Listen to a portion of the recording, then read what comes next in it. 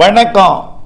செல்வகுமாரின் முக்கடல் காற்று பற்றிய அறிவிப்பும் இலங்கைக்கான வானிலை ஆய்வறிக்கையும் 2025 செப்டம்பர் 21 ஞாயிற்றுக்கிழமை மதிய நிலவர ஆய்வறிக்கை. அதிகாரப்பூர்வ முக்கடல் காற்று பற்றிய அறிவிப்பிற்கு இந்திய வானிலை ஆராய்ச்சித்துறை அறிக்கையை பார்க்கவும். தற்பொழுது முக்கடல்ல எங்க காற்று இருக்குன்னு பார்த்தீங்கன்னா மன்னார் வளைகுடாவில் தான் இருக்கு. மன்னார் வளைகுடா மற்றும் இலங்கையோட தெற்கு பகுதி, இலங்கை சுற்றுவட்டார கடற்பகுதின்னு சொல்லலாம், அது மன்னார் வளைகுடாவும் அடங்கும். இங்கே தான் காற்று இருக்கு. காரணம் என்னன்னா, தற்பொழுது வங்கக்கடலின் மியான்மர் கரையோரம் தொடங்கி ஆந்திர கரையோரம், ஒடிசா கரையோரம் வரைக்கும் வடக்கு வடகிழக்கு வங்கக்கடலில் காற்று சுழற்சி இருக்கு. இந்த காற்று சுழற்சி கூட பெரிதாக ஈர்ப்பு இல்லை. ஆனால் தற்பொழுது தென்சின கடலில் நீடித்து கொண்டிருக்கக்கூடிய, பிலிப்பைன்ஸ் அருகே நீடித்து கொண்டிருக்கக்கூடிய புயல், அதாவது ஹாங்காங் அருகே கடையை கடக்கக்கூடிய புயலுக்கு காற்று போகுது. அப்புறம் வியட்நாம், கம்போடியா, லாவோஸ்லையும் ஒரு சுழற்சி இருக்கு. ஏற்கனவே கடந்தது, நேற்று கடந்தது ஹாங்காங்கை. இது நகர்ந்து வந்து கொண்டிருக்கு. ஆகவே இந்த சுழற்சியை நோக்கி காற்று போடுறதுனால மியான்மர் கரையோரத்தில் தொடங்கி அந்தமான் கடற்கரையிலிருந்து இலங்கை வரைக்கும் காற்று இருக்கு. இந்த காற்று தொடர்ந்து இருந்து கொண்டு தான் இருக்கும். மன்னார் வளைகுடாவில் படிப்படியாக பாக்ஜலசந்தி பகுதிக்கும் நாளை காற்றோட வேகம் காற்று இருக்கும். அதாவது பாக்ஜலசந்தினா கோடியக்கரை ராமேஸ்வரம் இடைப்பட்ட கடற்பகுதியிலையும் விட்டு விட்டு வீசும் காற்று நாளை திங்கட்கிழமை முதல் இருக்கும்.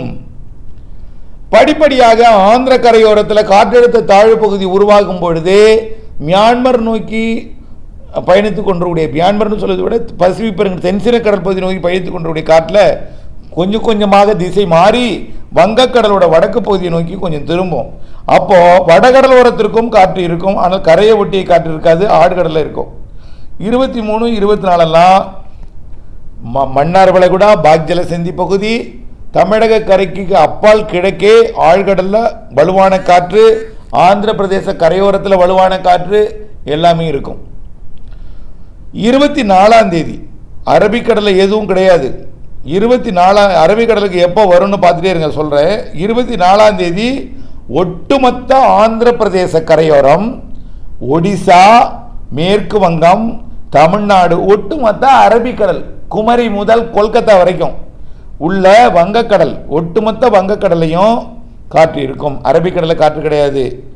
குமரி முனை முதல் கொல்கத்தா வரைக்கும் இந்த காற்று இருக்கும். புதன்கிழமை 24 ஏன்னா ஆந்திர பிரதேசம் அருகே தீவிரமடையக்கூடிய காற்றழுத்த தாழ்வு நிலை பகுதி மண்டலம் ஆழ்ந்த மண்டலமாகி புயலாக கூட மாறலான்னு எதிர்பார்த்துட்டு இருக்கோம்.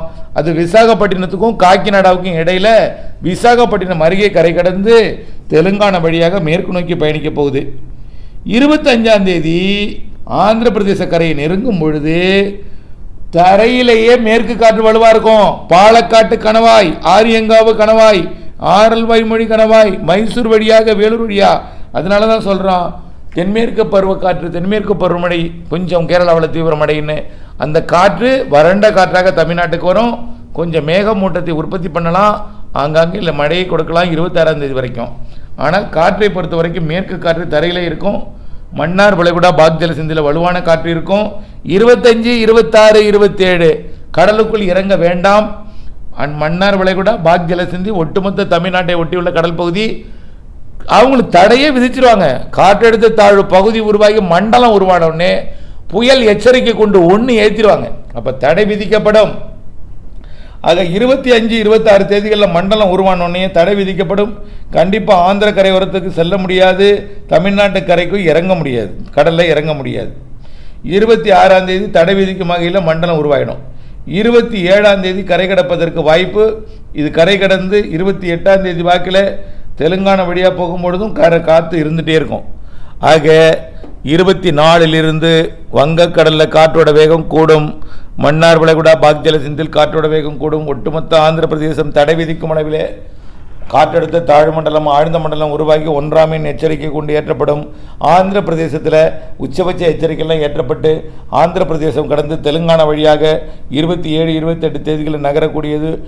உள்ளேயே காற்று இருக்கும் 28, 29. பிறகு 29 அது மகாராஷ்டிராவோட மும்பை அருகே போயிடும். அதற்கு பிறகு காற்றோட வேகம் குறைந்தாலும் வங்கக்கடல் காற்று இருந்து கொண்டே இருக்கும். ஆனால் அரபிக்கடலில் 28லேருந்து காற்றோட வேகம் கூடும். குறிப்பாக அரபிக்கடலோட மகாராஷ்டிரா கரையோரத்தில் 28லேருந்து கொஞ்சம் கொஞ்சமாக கூடும். அப்படியே 29 ஒட்டுமொத்த வடக்கு கடலோர, அதாவது கோவா, மகாராஷ்டிரா, குஜராத் கரையோரத்தில் வலுவான காற்று, அதாவது அக்டோபர் 1, 2, 3 தேதிகளில் இருக்கும் வலுவான காற்றாக. இது 3ஆம் தேதிக்கு அப்புறம் விலகிடும். ஆக 3ஆம் தேதிக்கு அப்புறம் உங்களுக்கு அச்சுறுத்தல் காற்று இருக்காது. அப்போ எது வரைக்கும் உங்களுக்கு வங்கக்கடலை பொறுத்த வரைக்கும் வரக்கூடிய 29ஆம் தேதி வரைக்கும் 30ஆம் தேதி வரைக்கும் அச்சுறுத்தல் இருக்குது. காற்றோட தடை 30ஆம் தேதி வரைக்கும் அச்சுறுத்தல் இருக்குது. அரபிக்கடலில் 2ஆம் தேதி வரைக்கும் அச்சுறுத்தல் இருக்குது. அரபிக்கடலுக்கு 27லேருந்து 28லேருந்து தான் 28, 29, 30, 1ஆம் தேதி தான் அரபிக்கடலுக்கு. அதுவும் மகாராஷ்டிரா மற்றும் குஜராத் கரையோரம் தான், கோவாவிலேருந்து இருக்கலாம். ஆனால் வங்கக்கடலை பொறுத்த வரைக்கும் கொஞ்சம் கொஞ்சமாக நாளையிலிருந்து காற்றோட வேகம் கூடும். நாளை 22ஆம் தேதியிலேருந்து 30ஆம் தேதி வரைக்கும் வங்கக்கடலில் தடை விதிக்கக்கூடிய அளவில் காற்று இருக்கும். இதில் புயல் எச்சரிக்கை கொண்டு 25, 26, 27, 28 தேதிகளில் இருக்கும். காற்று ஒட்டுமொத்த ஆந்திர கரையோரத்தில் மிக வலுவாக இருக்கும். வடகடலோரம் உட்பட அனைத்து வங்கக்கடலோர பகுதிகளுக்கும் காற்று எச்சரிக்கை இருக்கும். அடுத்தபடியாக 5ஆம் தேதிக்கு மேலே அடுத்த நிகழ்வு உருவாகும் பொழுது அது குறித்த அறிக்கையை அடுத்ததாக சமர்ப்பிக்கிறேன். அடுத்தபடியாக இலங்கைக்கான வானிலை ஆய்வறிக்கை. இலங்கையை பொறுத்த வரைக்கும் இன்றைக்கு இலங்கையோட அம்பாறை சுற்றுவட்டார பகுதிக்கு மழை இருக்குது. இன்றைக்கு மாலையில் அம்பாறை சுற்றுவட்டார பகுதி மட்டும்தான். தென்மேற்கு பகுதியில் கொஞ்சம் புத்தளம், அந்த கோட்டை, புத்தளத்திற்கும் காலிக்கும் இடையில் இன்றைக்கு நள்ளிரவுக்கு பிறகு நாளை அதிகாலை மழை தெரியுது. எங்கே? அதாவது சிலாவ், கோட்டை, கொழும்பு, காலி, இதுக்கு இடைப்பட்ட பகுதி, புத்தளத்திற்கும் காலிக்கும் இடைப்பட்ட பகுதியில் இலங்கையோட தென்மேற்கு பகுதியில் நாளை அதிகாலை மழை இருக்குது. நாளை 22ஆம் தேதி நாளை மாலையில் தென்னிலங்கையில் ஆங்காங்கே மழை தெரியுது.